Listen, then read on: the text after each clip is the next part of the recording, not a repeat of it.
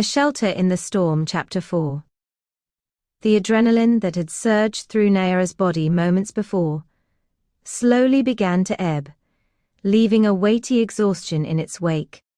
Her breaths came in sharp gasps, the air stinging her lungs.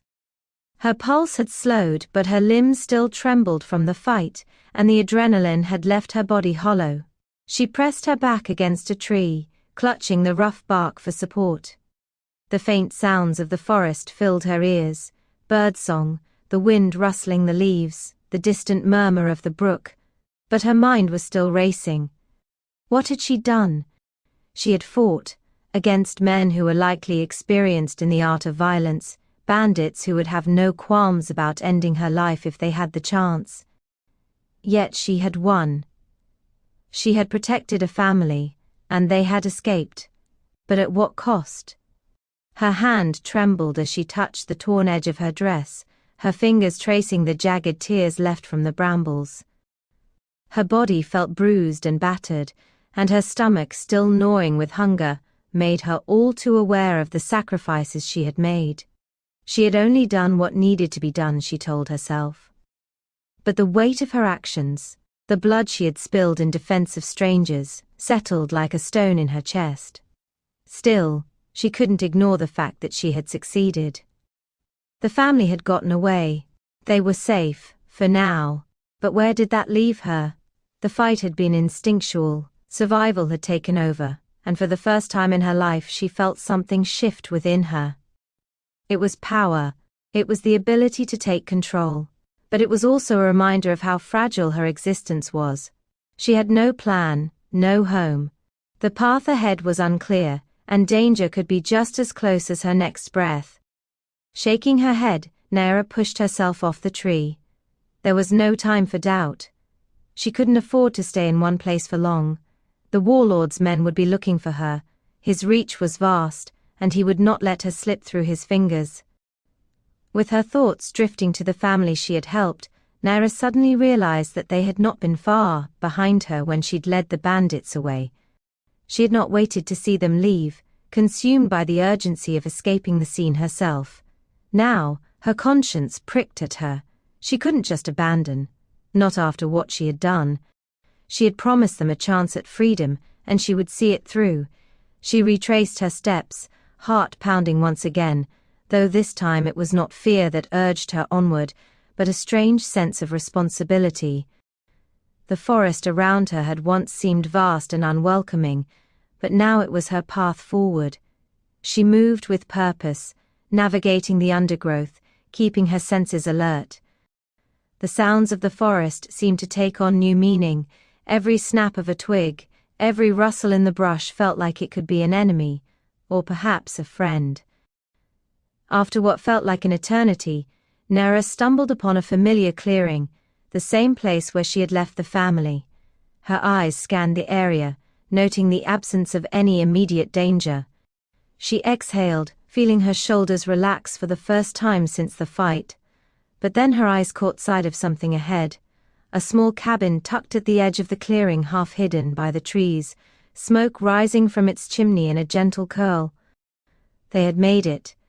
Relief flooded through her, softening the sharp edges of her anxiety.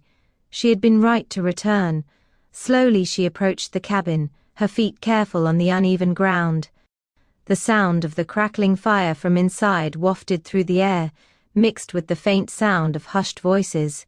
She paused at the edge of the small wooden porch, lingering for a moment, before stepping up onto the creaking boards. As she reached the door, it opened, and there stood the woman, the same one Nayara had helped moments ago. Her face was flushed from the exertion of running, but her expression was warm, grateful. She took one look at Nayara, and without a word, reached out to pull her inside. "Thank you," the woman said softly, her voice thick with emotion. Her eyes glistened with unshed tears, though she smiled through them. "We would never have escaped without you. We owe you more than we can ever repay." Nayara stepped inside the cabin, her eyes adjusting to the dim light. The interior was cozy, with a large stone hearth in the center of the room, its fire crackling and sending a comforting warmth throughout the space. A small wooden table sat near the window, where a rough-hewn chair was pulled close. The floor was made of smooth, polished wood, and there was a quiet, lived-in charm to the cabin, despite its simplicity. The woman gestured to a chair by the fire. "Please, sit," she said, her voice gentle. "You've done so much already." Nayara hesitated, unsure of how to accept such kindness from strangers. She had been alone for so long, accustomed to surviving by her own means. But something about the warmth of the cabin, the quiet peace, felt like a balm to her weary soul. She nodded and sank into the chair, allowing herself to relax for the first time since her flight from the village. The woman quickly moved to a small wooden cupboard, pulling out a bowl of stew and a thick piece of bread. "Eat," she insisted. "You must be starving." Nayara didn't argue. Her stomach growled loudly at the sight of the food, and she wasted no time in tearing into the bread, dipping it into the stew. The warmth of the food spread through her, easing the tightness in her chest and filling the hollow emptiness of her stomach. "Thank you," she said between bites, her voice low but sincere. "You don't have to do this. I'm just passing through." The woman sat across from her, her eyes soft. "Nonsense. You've done more for us than anyone ever could. We're just simple folk, but we have enough to share. If you're willing to take shelter here for a while, you're welcome to stay. There's no harm in resting before you move on." Nayara's throat tightened at the woman's offer. It had been so long since anyone had shown her kindness. Her parents had sold her, her village had abandoned her. And now, here were strangers, offering her something far more valuable than food or shelter. They were offering her trust. "I don't want to impose," Nayara said, but the woman waved her hand dismissively. "You're no imposition. We owe you our lives. Please, stay." Nayara looked at the fire, her mind racing. She was used to moving, always on the run, always looking over her shoulder. But here, in this small, secluded cabin, there was a sense of peace she hadn't known in years. She could rest, she could take time to heal, and perhaps for the first time, she could finally let her guard down. "I'll stay," Nayara said quietly, her voice steady. "For a time." The woman smiled, her eyes twinkling with relief. "Then welcome, traveler. You have a place here as long as you need it." As Nayara sat there, warmth and food filling her, she knew that for now she had found a safe haven. But the road ahead still lay uncertain.